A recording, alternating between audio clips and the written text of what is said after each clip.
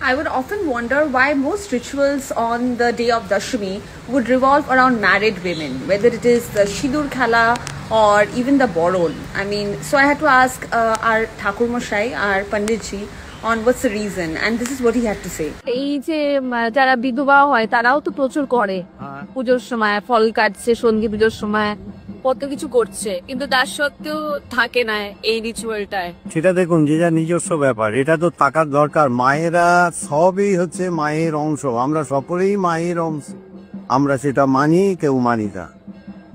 আজকে চণ্ডী পড়লে বোঝা যাবে যে মাই সর্বত্র, এবং মায়েরই আমরা হচ্ছি একটা অংশ হিসেবে চলাবে না। কিন্তু সিঁদুর খেলা বা বরণ করা এটাতে থাকে না, এতে থাকেন না। এটা ওনাদের একটা ব্যাপার আছে যে শুভ কাজেতে আমরা অংশগ্রহণটা ওনারা একটু দূরেই থাকে, কিন্তু সবাই মায়ের সত্তা একদম সব। এবং আপনার আমার প্রত্যেকের মধ্যে মায়ের অংশ আছে, আমরা মায়েরই সব। এইটুকুই আমার জানামা, বুঝতে পেরেছেন?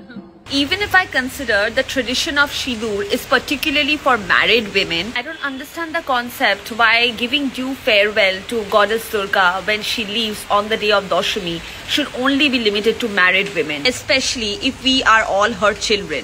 I think this whole concept that widows are considered inauspicious in rituals like these needs to change. I think it's a very important question to ask, especially if I'm going to pass down my culture and tradition to my next generation. Honestly, what do you think?